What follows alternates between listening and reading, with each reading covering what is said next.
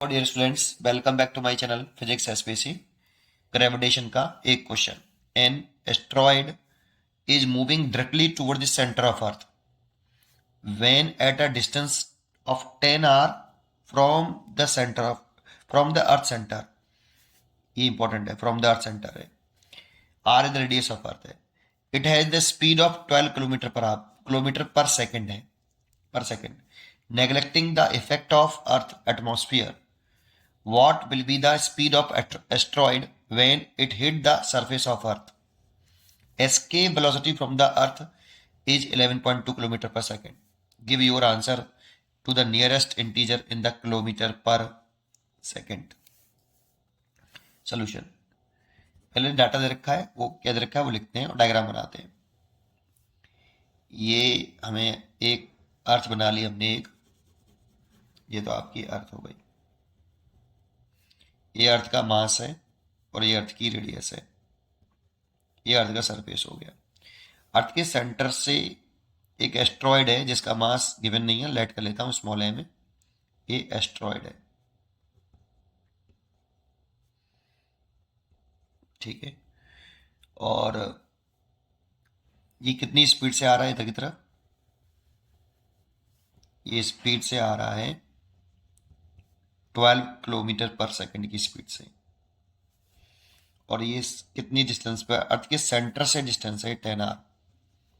Centre से distance है, ये इंपॉर्टेंट डेटा है इसमें, सरफेस से नहीं है ये डिस्टेंस। ये डिस्टेंस 10 आर कहां से रखी है? सेंटर से। ये इंपॉर्टेंट वर्ड है, ठीक है।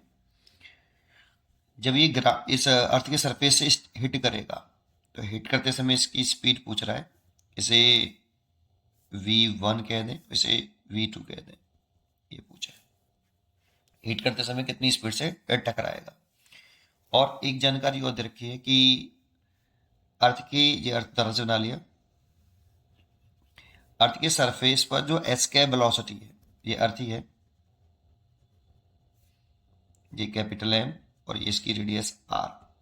अर्थ के सरफेस से किसी बॉडी को एस्केप कराने के लिए, दैट मीन्स अर्थ के ग्रेविटेशनल फील्ड से बाहर निकालने के लिए, इन्फिनिटी में भेजने के लिए जो मिनिमम वेलोसिटी चाहिए उसको एस्केप वेलोसिटी बोलते हैं। तो एस्केप वेलोसिटी का फॉर्मूला हमें याद होता है 2g capital M by are.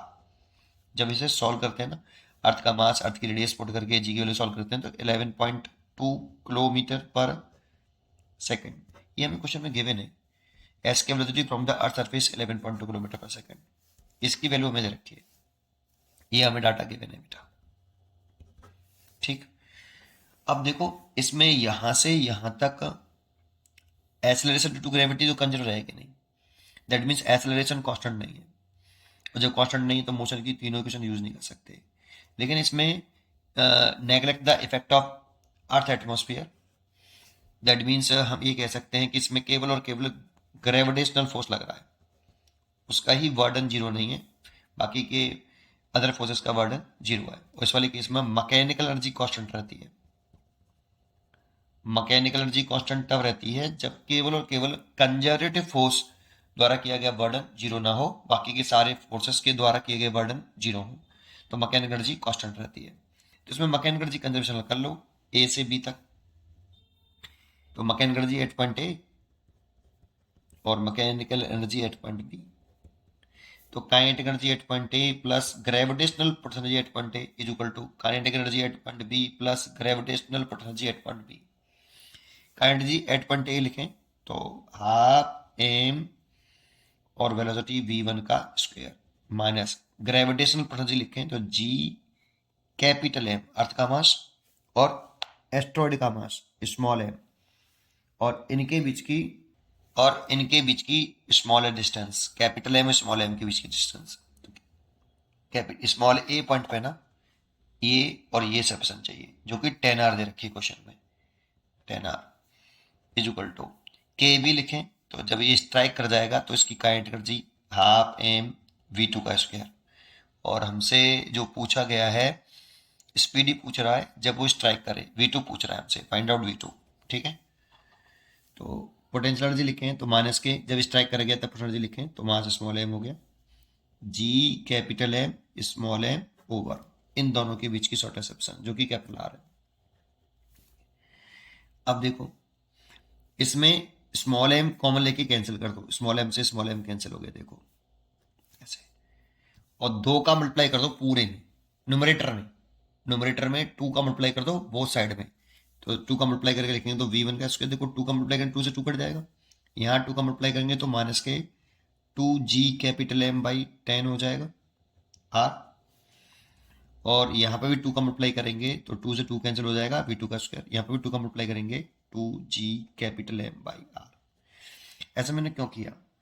क्योंकि एस कैप वेलोसिटी की वैल्यू हमें गिवन है बेटा 11.2 किलोमीटर पर सेकंड, आसान हो जाएगा।